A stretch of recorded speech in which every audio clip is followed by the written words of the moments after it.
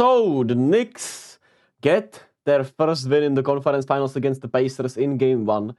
And it was a weird, not sure if a weird game is the right, it was a really good game, but the ending was kinda, not sure if anticlimactic is the right word, but there were a lot of ref moments in the end, and it kinda, not ruined it, but it was a little questionable to say the least. The Miles Turner call I completely disagree with. I don't understand how you look at the review and say it's, the challenge wasn't good. But what can you do for the Pacers, man? That's just tough for the Pacers. What can you do, man? They obviously did blow some of it themselves in the fourth quarter, especially with the way they were playing earlier.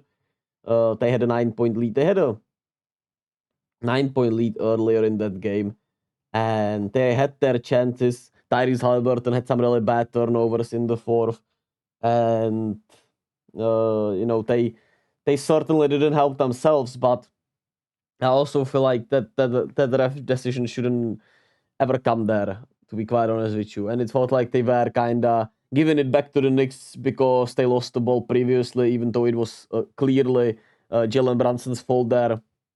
But it is what it is. Jalen Brunson was not double teamed early on, and that obviously was an interesting strategy. They did throughout the third quarter throw a little more at him, but they were more afraid of everyone else beating them rather than Jalen Brunson only himself, even though he had the 43-6 at 6. And I gotta say, Jalen Brunson is a really good foul baiter. And I'm sorry for not sure if recognizing it, but for not putting a bigger emphasis on that in the series against the Sixers, because I was blinded by my hate of the Sixers and Joel Embiid in a way. Jalen Brunson is a really good player. He's a great player. He might be a superstar, but he also plays sometimes with a nastiness to him with regards to foul baiting, to be quite honest with you.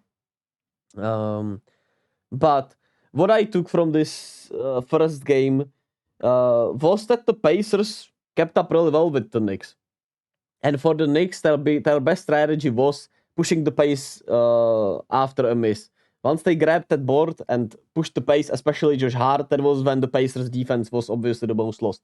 When they were set, it was all about Jalen Brunson making tough shots, and the Pacers actually contested really well. And especially in the first half, they were controlling the rebounds, barely turning the ball over, which is why that those Tyrese Haliburton fourth quarter turnovers make you even more sick to your stomach if you're a Pacers fan. And his overall, lack of aggressiveness, even though I didn't feel that way while watching the game. So maybe it's not a lack of aggressiveness, but it's weird when he's your second first best player and you don't feel like he should be shooting more than 6 shots. That kind of speaks for itself that I didn't feel like he needed to shoot more, right? But he did turn the ball over in that fourth quarter, and he needed to shoot more there. So there's that. And I think him and Siakam are probably the keys for the Pacers if they want to win. Pascal and Tyrese need to be able to create for themselves against these Knicks when they are in the half-court offense. Yes, they were passing the ball really well, and they were getting, I would say, really great looks off of the Turner, Haliburton pick and rolls, Siakam in the post, obviously shooters everywhere, TJ McConnell being able to penetrate through everyone, and they really broke down the point of attack defense from the Knicks really well, right? Even Aaron Nesmith got himself a monster dunk. So the offense was great, but I think if you want to beat the Knicks, you're gonna have to have one of the two in Siakam and Haliburton. One of them will need to be able to match. Not sure if match is the right word, but to at least answer Brunson's efficiency when it comes to one-on-one basketball. And Tyrese Haliburton took just 6 shots, so that's obviously not the way to do it. That's my biggest, at the end of the day, I would say, question mark for this series. Can they create enough offense when the passing is not working, when they're not breaking down the offense, and when they're not able to push the pace? Obviously, we knew the bench of the Pacers was gonna be better than the Knicks bench because the Knicks pretty much don't play anyone from the bench, right? It's 2 or 3 players mostly, and they don't play many minutes. And they absolutely dominated this game. Obi Toppin was really great in his return to MSG. TJ McConnell, like I said, was sensational. And he might have been the move to close instead of Halliburton, honestly, which is just crazy to say. But and Ben Shepherd was really impressive. Isaiah Jackson was really impressive. His energy on the offensive glass and overall was great. And he probably should have played a little more minutes, even though it's also hard because Turner got going in the second half. And I mean, you're not going to play him instead of Turner or Siakam.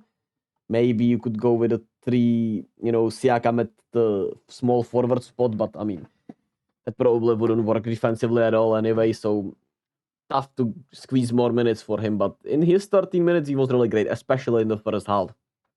So I'm really interested to see how this continues, right? We know Pacers' point of attack defense was not going to be great, but the Knicks were unable to finish that well around the rim overall, I would say. And like I said, Josh Hart in transition was their best offense. Obviously, Jalen Brunson was great, and then they had to put even more emphasis on him because he was getting to the foul line. He was creating great shots for himself, and that led to Dante DiVincenzo having a lot of wide open shots and more wide open shots for everyone, really. So I'm really sad the Pacers didn't win this one because I think it would have made for a better series overall. But they impressed me in this game, and I'm excited to see if they can continue this in game 2. Can they steal game 2? Maybe, but I think they could win both games at home anyway. So they're gonna need more from Tyrese Halliburton. They're gonna need one of him or Pascal Siakam to really be a good shot creator. And they're also, I don't know if they should stick with the strategy of Jalen Brunson. We'll see how they mix that thing up. They obviously need to be able to do better in the fast break, in the transition defense, because they were horrendous in that. And they need to continue the effort on the boards. They were great rebounding in the first half. They had 24 boards in the first half, and in the second half they had just 8 rebounds to the Knicks 19. So the rebounding effort, the Knicks did obviously play with a lot of effort too, but I don't know if you can really control it better, the rebounds, than you did today. In the second half, surely, but maybe it was lack of energy. Maybe it was more effort from the Knicks, right? I don't know. But if they could rebound like they did in the first half, in the second half, if you would switch the halves, I think they would have won this game, right? I know it's kind of stupid to say that, but I'm just, hypothesizing. Is that a real word? I'm just saying that I think if you are able to at least hold up at the boards in the second half, you probably win this game. And there were some lucky bounces. There was some Josh Hart magic. It is what it is, I guess. But only fun game 1. I'm excited to see what game 2 brings us. And I'll be here to cover it as always. Be kind to yourself and to others. Stand on your morals. Care about other people. Care about morality. And take care of yourselves. Much love.